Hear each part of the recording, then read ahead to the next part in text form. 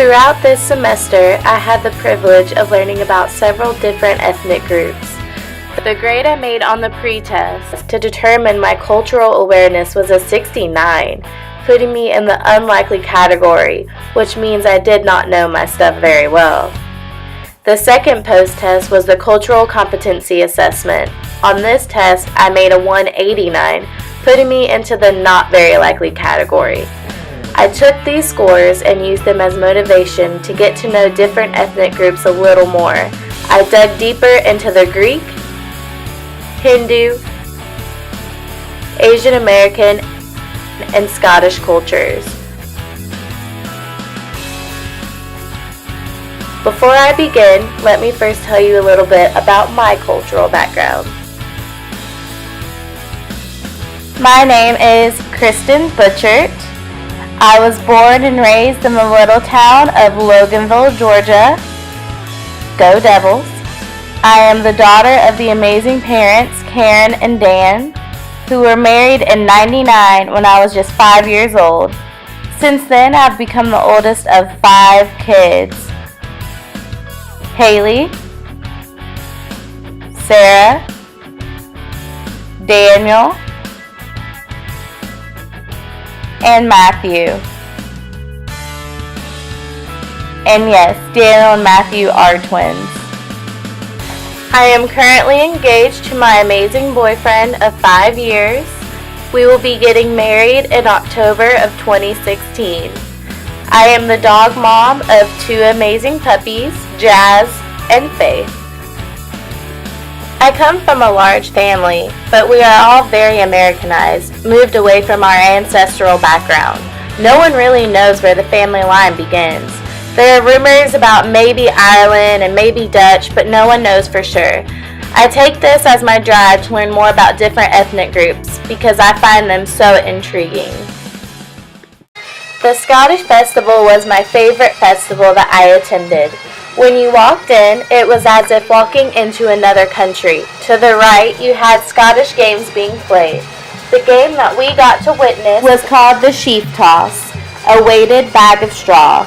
This event obviously originated in the agricultural regions of Scotland, where a 20-pound bag sheaf of hay is enclosed in a burlap bag and then tossed for height.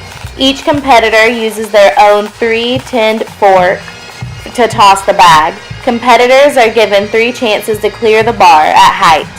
The bar is raised in 2 feet increments until all but one competitor is eliminated. To the left, we got to watch a bagpipe band competition where many different schools and clan members came together to compete against each other for fun. Walking further in, you got to see tents upon tents of different clans with their historical background displayed. I love that they all take pride in their ancestral background and come to these festivals to teach different people about who they are.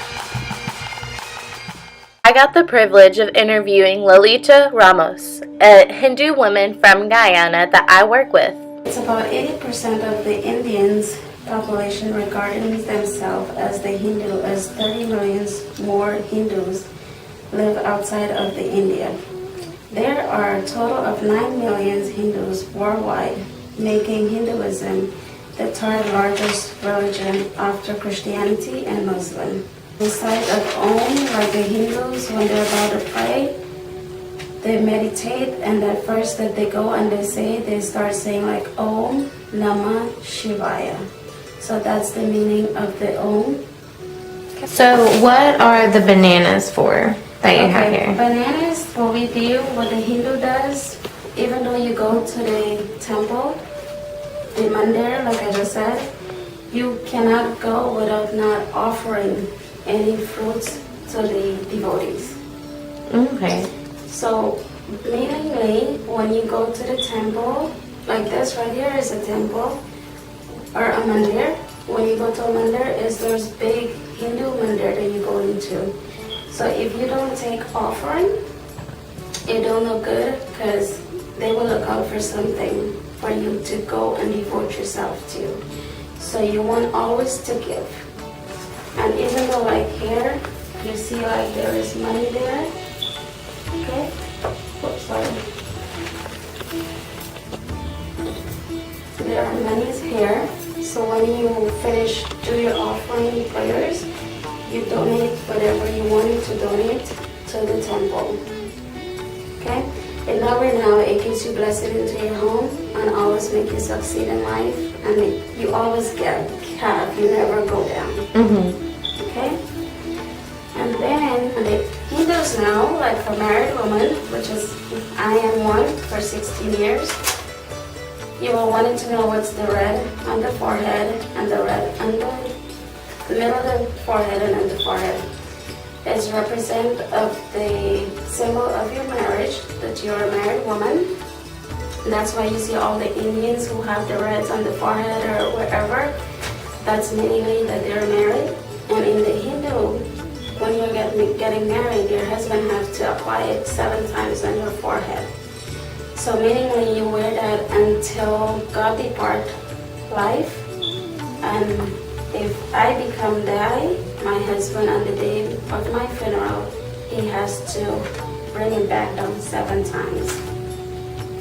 So this is the most important part of the Hindus and of the Indians, that always have to wear this. As a married woman, you have to have it on your head 24/7. But here in the United States, we really don't do that, because sometimes people make fun of you, you know. But the meaning of it, they look at you like, you know, like you have like an ink on your forehead, or hey, what is that? Are you bleeding? You know, I mean, many times I work to work and I have asked questions like that by a customer, even some employees. But you know, it's okay. Then I have to explain myself, what is it for? Have you ever felt like you had to hide your culture and who you are because you're in America? Sometimes, yeah. Interviewing Lolita taught me a lot about the Hindu culture. It is sad that in America she cannot be herself in public without being ostracized. It was a pleasure getting to go into her home and enjoy a traditional Hindu meal that she cooked.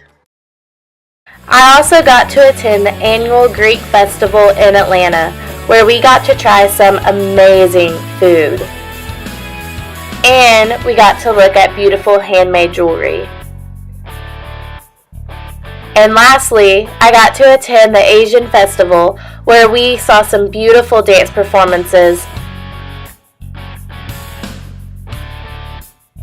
along with an amazing drum performance. And we got to take pictures in a photo booth they had to raise money for the Asian American Foundation. I had an amazing time getting the chance to explore all of these beautiful cultures. I retook the pretest and my scores had a huge increase. For my cultural awareness, I went from a 69 in the unlikely category to a 129 in the definitely category, which is the highest of them all. In my cultural competency, I went from a 189 in the not very likely category to a 294, exceeding the definitely category. These emergences taught me how much culture means. I plan on doing a DNA test sometime in the future so I can tell my kids where they come from and they'll never have to worry about who they are. Thank you for going on this cultural immersion journey with me. I hope you had as much fun as I did.